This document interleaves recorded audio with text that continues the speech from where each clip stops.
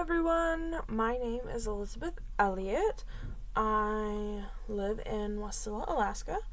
I have lived here for most of my entire life.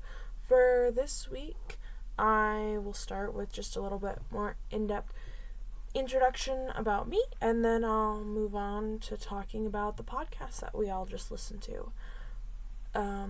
As I said, I live in Wasilla, Alaska. I was born in Alaska.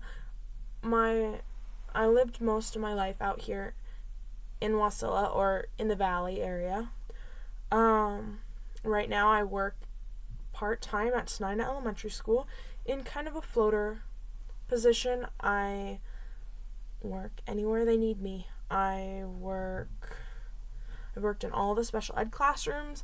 I've worked as a recess monitor. I've done, when we were doing testing, Ames Web testing specifically, I pulled students out of their classroom, and pulled them down to where we're doing Ames Web testing.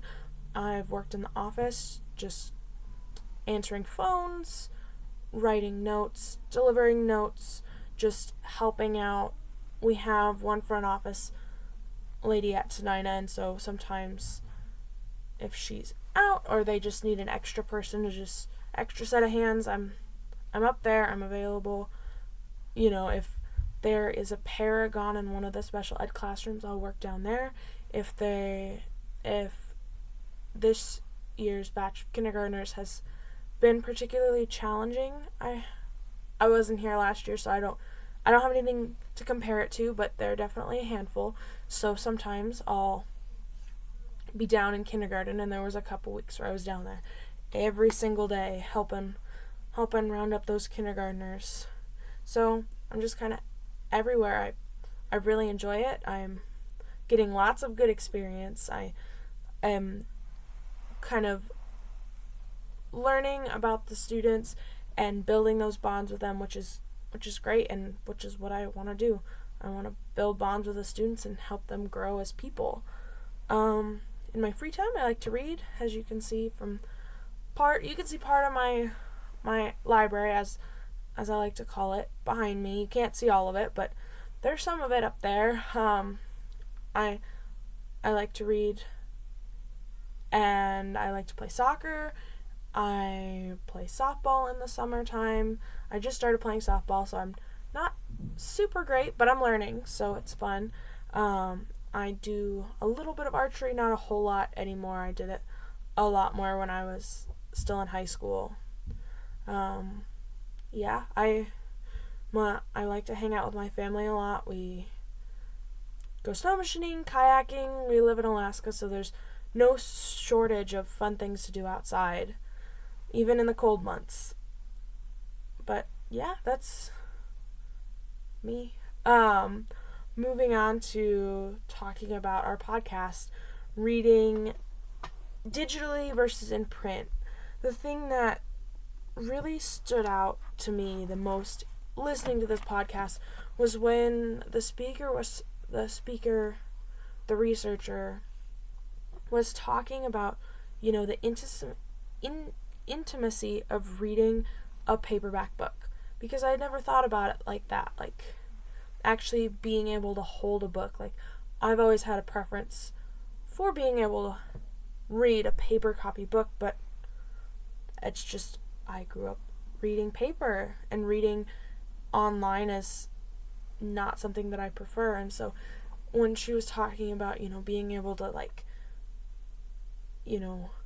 feel the book and not having to scroll, my brain went, I never really thought about that, especially, they were talking about parents reading books to their children when they were young, and I have 4 younger sisters,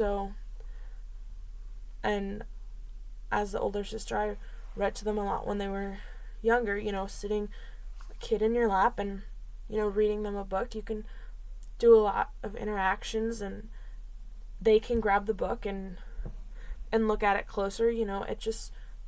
I understood what she was saying with it being more intimate.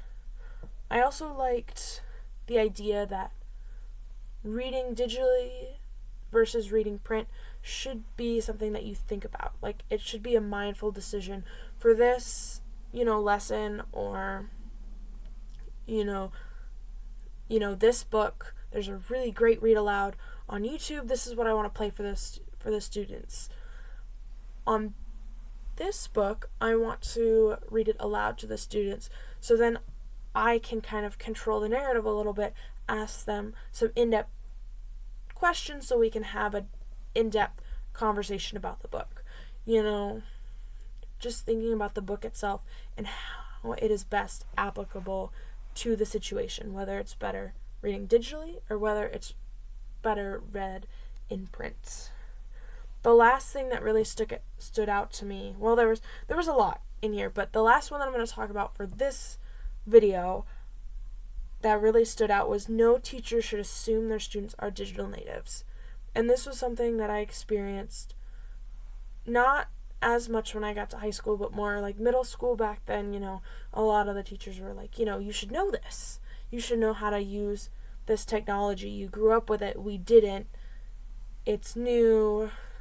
But I was never really somebody who was like overly like super technologically gifted, or didn't think of myself as like a digital native, as they say. I never really thought of myself as that. And there were definitely some students who were very, very good at all the computer stuff and all the online, and which was great. But as a student, I would have wanted a little bit more instruction. This is how you do things. This is a cool thing you can do on your computer. This is where you shouldn't go, a little bit more guidance on that. So that was another thing that stuck out to me. Well, thank you for watching. I look forward to interacting with everybody in the coming weeks. Have a great rest of your week. See ya.